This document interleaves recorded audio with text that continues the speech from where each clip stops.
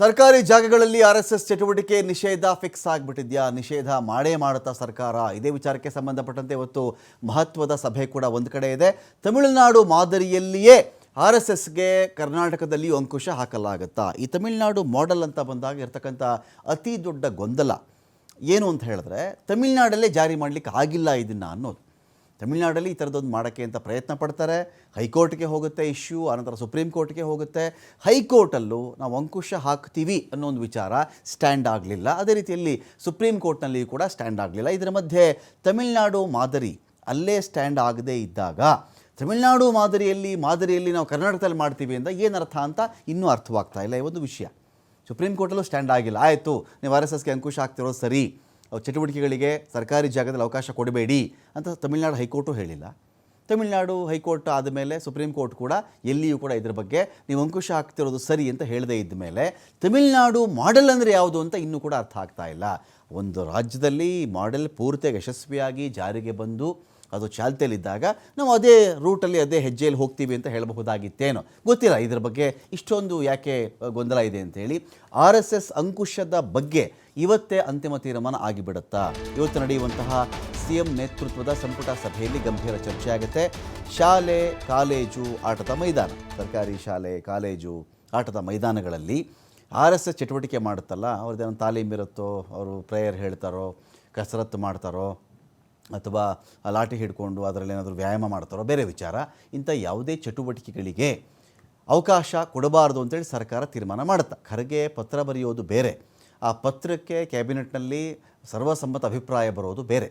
ಬಹಳ ವಿಭಿನ್ನವಾಗಿರ್ತಕ್ಕಂಥ ಅಂಶಗಳದು. ಖರ್ಗೆಗೆ ಆ ಪತ್ರ ಓಕೆ ಅನ್ನಿಸಬಹುದು, ಆದರೆ ಕ್ಯಾಬಿನೆಟ್ ಅದನ್ನು ಖರ್ಗೆ ಬರೆದಿರೋ ಪತ್ರ ಸರಿಯಾಗಿದೆ, ನಾವು ಹೀಗೆ ಮಾಡಬೇಕು ಅಂತ ಹೇಳುವುದು ಬೇರೆ ಆಗುತ್ತೆ. ಆ ದೃಷ್ಟಿಯಿಂದ ಇವತ್ತಿನ ಸಭೆ ಕಡೆಗೆ ಬಹಳ ಗಮನ ಇದೆ. ಕಾರ್ಯಚಟುವಟಿಕೆ ನಡೆಸಬೇಕಾದರೆ ಪೊಲೀಸರ ಪರ್ಮಿಷನ್ ತೆಗೆದುಕೊಳ್ಳುವುದು ಕಡ್ಡಾಯ. ಈ ಬಗ್ಗೆ ಇಂದಿನ ಕ್ಯಾಬಿನೆಟ್ನಲ್ಲಿ ಕಾನೂನು ತರುವಂಥ ಬಗ್ಗೆ ಕೂಡ ಚರ್ಚೆ ನಡೆಯಬಹುದು. ಪೊಲೀಸರ ಪರ್ಮಿಷನ್ಗೆ ಇವರು ಅರ್ಜಿ ಹಾಕ್ಕೊಂಡು ಲೆಟರ್ ಕೊಟ್ಟರೆ, ಆಗ ಪೊಲೀಸರ ಪರ್ಮಿಷನ್ ಕೊಟ್ಟರೆ ಮಾಡಲಿ ಅಂತ ಹೇಳಿದ್ರೆ ಹೇಗೆ ಅಂತ ಆ ವಿಷಯ ಕೂಡ ಚರ್ಚೆಗೆ ಬರ್ತಾ ಇದೆ. ಇದ್ರ ಬಗ್ಗೆ ಇವತ್ತಿನ ಕ್ಯಾಬಿನೆಟ್ನಲ್ಲಿ ಕಾನೂನು ತರುವ ಬಗ್ಗೆ ಚರ್ಚೆ ಆಗುತ್ತೆ. ತಮಿಳುನಾಡು ಮಾದರಿಯಲ್ಲಿ ಕಾನೂನು ತರಬೇಕು ಅಂತೇಳಿ ಸರ್ಕಾರದ ಚಿಂತನೆ ಒಂದು ಕಡೆ ಇದೆ. ಈಗಾಗಲೇ ತಮಿಳುನಾಡಿನ ಕಾನೂನನ್ನು ಒಂದು ಕಡೆ ಪರಿಶೀಲಿಸಿದ್ದಾರೆ CMಗೆ ವರದಿಯನ್ನು ಕೂಡ ಒಂದು ಕಡೆ ಸಲ್ಲಿಸಲಾಗಿದೆ. ಮುಖ್ಯ ಕಾರ್ಯದರ್ಶಿ ವರದಿ ಆಧಾರದ ಮೇರೆಗೆ ಹೇಗೆ ಕಡಿವಾಣ ಹಾಕಬಹುದು, ನಾವು ಕಡಿವಾಣ ಹಾಕೋಕ್ಕೆ ಕಾನೂನಲ್ಲಿರ್ತಕ್ಕಂಥ ಇತಿಮಿತಿಗಳೇನು, ಕಾನೂನು ತರೋದಾ ಹಾಗೆ ಬಿಟ್ಬಿಡೋಣ ಈ ಒಂದು ವಿಚಾರಣ ಅಂತ ತೀರ್ಮಾನ ಆಗುತ್ತೆ ಇವತ್ತಿನ ಕ್ಯಾಬಿನೆಟ್ನಲ್ಲಿ. ಸೊ ಹಾಗಾಗಿ ಬಹಳ ಕುತೂಹಲ ಇದೆ ಈ ಒಂದು ವಿಚಾರಕ್ಕೆ ಸಂಬಂಧಪಟ್ಟಂತೆ. RSSನ ಯಾವುದೇ ಕಾರ್ಯಕ್ರಮಗಳಿಗೆ ಪೂರ್ವಾನುಮತಿ ಕಡ್ಡಾಯ. ಅಂದರೆ ನಾವು ಕಾರ್ಯಕ್ರಮಗಳನ್ನೇ ಬ್ಯಾನ್ ಮಾಡ್ತೀವಿ ಅಂತ ಹೇಳೋದು ಬೇರೆ, ಕಾರ್ಯಕ್ರಮವನ್ನೇ ಬ್ಯಾನ್ ಮಾಡಿಬಿಡ್ತೀವಿ ಅಂತ ಹೇಳೋದು ಬೇರೆ. ಇಲ್ಲಪ್ಪ ನೀವು ಕಾರ್ಯಕ್ರಮ ಮಾಡೋಕ್ಕೆ ಮುಂಚೆ ನಾನು ಪರ್ಮಿಷನ್ ತೊಗೊಳ್ಳಿ ಅಂತ ಹೇಳೋದು ಬೇರೆ. ಈ ತಮಿಳುನಾಡು ಮಾಡಲ್ ಅಂತ ಇವರೇನು ಹೇಳ್ಕೊಳ್ತಾ ಇದ್ದಾರೆ, ಅದು ಪರ್ಮಿಷನ್ ತೊಗೊಳ್ಳಿ ಅಂತ. ಮೊನ್ನೆ ಪಥಸಂಚಲನ ಮಾಡಿದಾಗಲೂ ಕೂಡ ಪರ್ಮಿಷನ್ ತೊಗೊಂಡೇ ಮಾಡಿರೋದು ಅವರು. ಥರ ಪರ್ಮಿಷನ್ ತೆಗೆದುಕೊಳ್ಳದೆ ಪಥಸಂಚಲನ ಮಾಡೋಕ್ಕಾಗಲ್ಲ, ಸಂಚಾರ ವ್ಯವಸ್ಥೆಗೆ ತೊಂದರೆ ಆಗಬಹುದು, ಜನಗಳಿಗೆ ಓಡಾಡೋಕ್ಕೆ ಪ್ರಾಬ್ಲಮ್ ಆಗಬಹುದು ಅಂಥೇಳಿ. RSSನ ಯಾವುದೇ ಕಾರ್ಯಕ್ರಮಕ್ಕೆ ಪೂರ್ವಾನುಮತಿ ಕಡ್ಡಾಯ. ಶಾಲೆ ಸರ್ಕಾರಿ ಸ್ಥಳಗಳಲ್ಲಿ ಕಾರ್ಯಕ್ರಮಕ್ಕೆ ಅನುಮತಿ ಪಡೆದುಕೊಳ್ಳಬೇಕು. ಪೂರ್ವಾನುಮತಿ ಇಲ್ಲದೇ ಗಣವೇಷಧಾರಿಗಳು ಪಥಸಂಚಲನ ಮಾಡುವಂತಿಲ್ಲ. ಅದರಲ್ಲೂ ಸೂಕ್ಷ್ಮ ಪ್ರದೇಶಗಳಲ್ಲಿ ಪಥಸಂಚಲನಕ್ಕೆ ಅನುಮತಿ ಕಡ್ಡಾಯ. ಕೇರಳದಲ್ಲಿಯೂ ತಮಿಳುನಾಡು ರೀತಿ RSS ಚಟುವಟಿಕೆಯ ಮೇಲೆ ಕೆಲ ನಿರ್ಬಂಧಗಳು ಇವೆ. ನಿಷೇಧ ಬೇರೆ, ನಿರ್ಬಂಧಗಳು ಬೇರೆ, ಅನುಮತಿ ತಗೋಬೇಕು ಅಂತ ಹೇಳೋದು ಬೇರೆ. ಬಹಳ ವ್ಯತ್ಯಾಸದ ಶಬ್ದಗಳು. ನಿಷೇಧ, ನೀನೆಲ್ಲೂ ಮಾಡುವಂತಿಲ್ಲ ಅಂತ ಹೇಳೋದಿದ್ದಿಲ್ಲ, ಅದು ನಿಷೇಧ.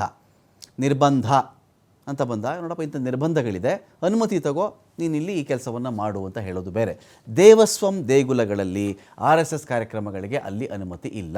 ಇಡೀ ನಮ್ಮ ಇಂಡಿಯಾದಲ್ಲಿ ಅಂತ ಬಂದಾಗ ಕೇರಳದಲ್ಲಿ ಸ್ಟ್ರಾಂಗೆಸ್ಟ್ RSS ಕೇಡರ್ ಇರೋದು ಕೇರಳದಲ್ಲಿಯೇ. ಅಂಥ ಕೇರಳದಲ್ಲಿಯೇ ಇಂಥ ನಿಯಮಗಳಿದೆ. ಹಾಗಿದ್ದ ಕರ್ನಾಟಕದಲ್ಲಿ ಯಾಕೆ ಮಾಡಬಾರ್ದು ಅಂಥೇಳಿ ಒಂದು ಚಿಂತನೆ ಇಲ್ಲಿದೆ. ಈಗ ನಾನು ನೋಡಿ ತಮಿಳ್ನಾಡಿನದು ಥರ ಕೇಳ್ತೀನಿ ಚೀಫ್ ಸೆಕ್ರೆಟರಿ, ತಮಿಳ್ನಾಡಿನಲ್ಲಿ ಯಾವ ಥರ ಮಾಡಿದ್ದಾರೆ ಅದನ್ನು ಆ ಥರ ಇಲ್ಲಿ ತರಿಸಿ ಅಂತ ಹೇಳಿದ್ದೀನಿ.